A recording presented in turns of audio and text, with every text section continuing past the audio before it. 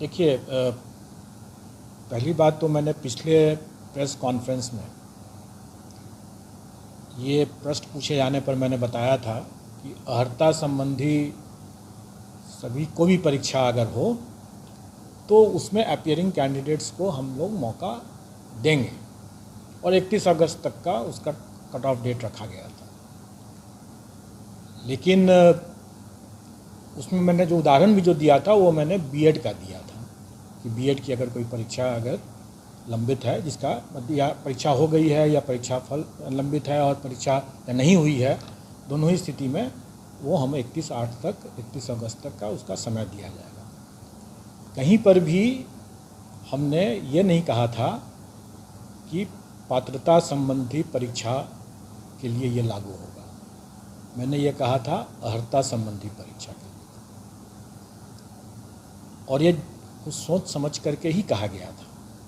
ये नहीं कि मैं पात्रता संबंधी परीक्षा के लिए नहीं ये छूट देना चाहता था। मैं छूट तो मैं सबके लिए देना चाहता हूँ, लेकिन छूट देने का अधिकार जो है वो सरकार का है। बिना सरकार की अनुमति के उसकी कोई घोषणा नहीं की जा सकती है, और इसीलिए मैंने अर्हता संबंधी कोई भी परीक्षा के लिए ये घोषणा किया था। कुछ नासमझ लोग अपनी नासमझी में या अति उत्साह में आकर के इसको ये लोग पात्रता संबंधी परीक्षा पर भी मान बैठे। अब उनकी ये नासमझी या अति उत्सुकता को मैं समझ सकता हूँ, लेकिन कठिनाई उससे नहीं है। कठिनाई ये है कि उसके कारण ऐसे अफवाह या ऐसे गलत, मतलब उसका समझदारी से गलत समझ करके उसको जो सब लोगों ने एक भ्रामक न्यूज़ दे दिया सबको, तो इससे एक माहौल ख़राब हुआ।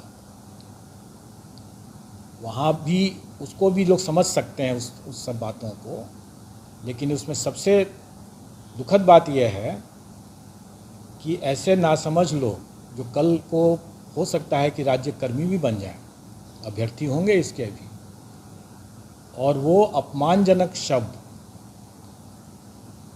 ऐसे ऐसे भाषा का प्रयोग करने लगे और मुझे कॉल भी करने लगे कि आपने तो कहा था ऐसा।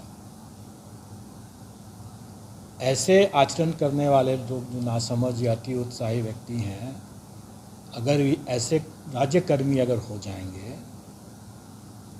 तो क्या राज्यकर्मी के लिए ऐसा आचरण मान्य होगा, स्वीकार्य होगा? नहीं स्वीकार्य होगा।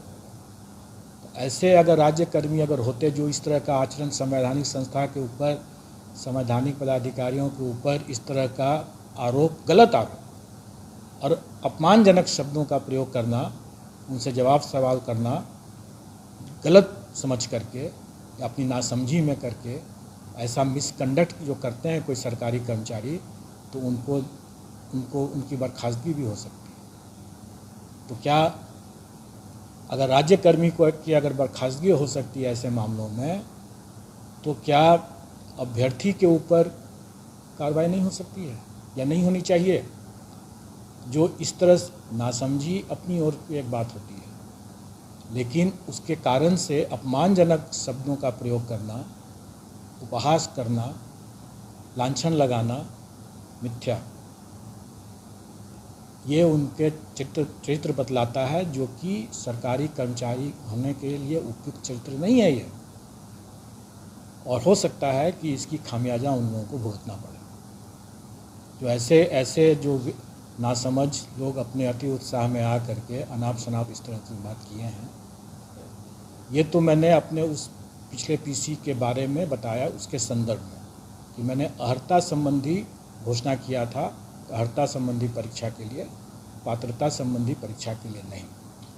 लेकिन इसका ये मतलब नहीं है कि मैं पात्रता संबंधी परीक्षा के अभ्यर्थियों को मौका नहीं देना चाहता था। मौका जरूर देना चाहता था, लेकिन उसका निर्णय राज्य सरकार को ही करना था, और जब तक राज्य सरकार उसकी घोषणा नहीं कर देती है तब तक उसको ऐसा मौका मेरे स्तर से देना संभव नहीं है।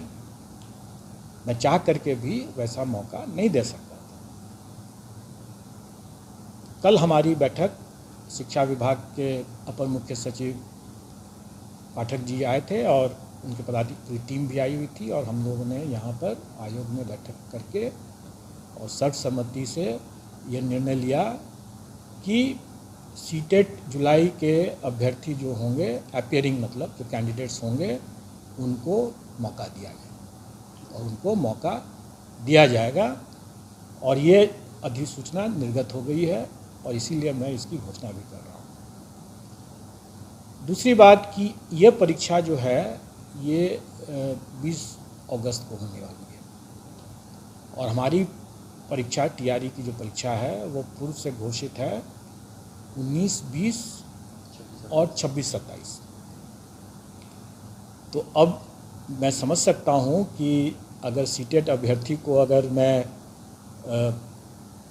अपनी सीटेट की परीक्षा अगर 20 तारीख को देंगे और हमारी परीक्षा भी अगर 20 तारीख को है, तो फिर से एक टकराव की स्थिति उत्पन्न होती है। और चूंकि वो सीटेट की परीक्षा राष्ट्रीय स्तर की परीक्षा है, इसलिए मैं अपनी परीक्षा की तिथि में थोड़ा परिवर्तन करूँगा, और ये परिवर्तन करके मैं उसको 4 दिन लगातार कर दूँगा। मतलब कि जो अभी 26, 27 है, 19, 20 और 26, 27 है, तो उसको बदल करके 24, 25, 26, 27 4 दिन लगातार वो परीक्षा हो जाएगा, जिससे कि किसी को कोई कठिनाई नहीं होगी। और जैसा मैंने पहले भी स्पष्ट किया हुआ है, मेरे विज्ञापन में भी निकला हुआ है कि अगर अभ्यर्थियों की संख्या अधिक हो जाएगी तो मैं 2 शिफ्ट में परीक्षा लूँगा, उसकी बाध्यता हो जाएगी। और वैसी स्थिति में हमारा प्रयास रहेगा कि इन्हीं 4 तिथियों में, मतलब 24, 25, 26, 27, इन्हीं 4 तिथियों में मैं प्रथम शिफ्ट एंड सेकंड शिफ्ट में करके, मैं प्रथम पाली और द्वितीय पाली करके दोनों शिफ्ट की परीक्षा इन्हीं 4 दिनों में कर लूँगा। अगर अभ्यर्थियों की संख्या जो एक सर्टेन सीमा जो हमारी कैपेसिटी है, आवासन की जो क्षमता है, उसके से ज़्यादा अगर होगा तो मैं ऐसा कर लूँगा। इसके अतिरिक्त और भी लोगों की जो मांग थी अभ्यर्थियों की, उन पर भी कुछ बिंदुओं पर हुआ है, जिसमें सबसे महत्वपूर्ण एक बिंदु यह है कि इंटीग्रेटेड बीएड के अभ्यर्थी जो होंगे, बीएड के अभ्यर्थियों के लिए तो हम लोगों ने पहले भी वो दे रखा था। इंटीग्रेटेड बीएड में चूँकि बीएड के साथ साथ उनका ग्रेजुएशन की डिग्री भी दोनों एक साथ मिलेगा, और पूर्व में ग्रेजुएशन की डिग्री पर शिक्षा विभाग की तरफ से उसकी कोई मतलब क्लैरिटी नहीं आया था, इसलिए वो मामला रुका हुआ था। अब उसका भी क्लैरिटी आ गया है, और इंटीग्रेटेड बीएड वालों को भी मौका दिया जाएगा। मतलब जो अपीयरिंग कैंडिडेट है इंटीग्रेटेड बीएड के, उनको भी मौका दिया जाएगा। अब ये जो बातें हैं कि जो शिक्षा विभाग ने जो निकाला अधिसूचना कि उसका परीक्षा फल आयोग के द्वारा निर्धारित तिथि के पूर्व में होना चाहिए, ये पहले भी था और अभी भी है, और सभी मामलों में है। लेकिन इसका ये मतलब नहीं है कि आयोग के द्वारा निर्धारित तिथि 31 अगस्त परीक्षा फल के लिए नहीं है। 31 अगस्त जो है वो आयोग के द्वारा निर्धारित की गई ये तिथि जो है, ये भी शिक्षा विभाग के साथ परामर्श करके ही ये तिथि निकाली गई है, ये परीक्षा देने की, क्योंकि ये अनुमान लगाया जाता है। और जैसा कल हम लोगों ने पूछा भी, सीटेट के भी पदाधिकारी आए थे, उनसे भी पूछा कि आपकी जो परीक्षा 20 अगस्त को होगी तो उसका परीक्षा फल आप कितने समय में दे सकते हैं। तो उन्होंने बताया, अपना एक समय बताया, तो हमने देखा है कि हमारा भी परीक्षा फल जो है वो उसी के आसपास या उसके बाद ही आएगा, उसके पहले नहीं आएगा। इसलिए हम लोग 31 अगस्त का जो डेट रखे हुए हैं वो परीक्षा में अपीयर होने का डेट है। तो सीटेट के परीक्षार्थी जो 20 अगस्त को जो परीक्षा देंगे वो आराम से दे सकते हैं, और टीआरई की परीक्षा भी वो 24, 25, 26, 27 को दे सकते हैं। और मुझे उम्मीद है कि उनका परीक्षा फल जो हमारे अपनी परीक्षा फल आने के पहले वो आ चुका रहेगा, इसलिए उनको उस कट ऑफ तिथि से उनको घबराने की ज़रूरत नहीं है, क्योंकि उसका निर्धारण अभी हुआ भी नहीं है, और वो मैं तब करूँगा जब मेरा अपना परीक्षा फल जब तैयार हो जाएगा, तभी हो पाएगा वो। उसके पहले उनका आ जाना चाहिए, हमारे परीक्षा फल के निकलने के पहले उनका आ जाना चाहिए। उसकी तिथि का निर्धारण मैं बाद में करूँगा। लेकिन अभी उससे वो प्रभावित नहीं होंगे और वो आराम से दे सकते हैं परीक्षा।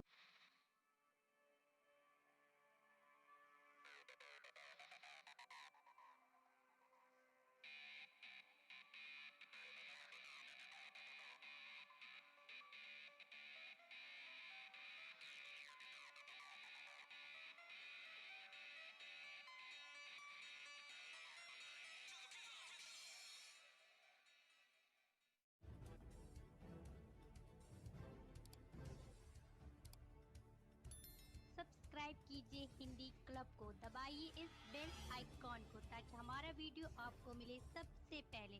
शेयर करें अपने दोस्तों के साथ ताकि वो भी इसका लाभ उठा सके। ये सब बिल्कुल फ्री है।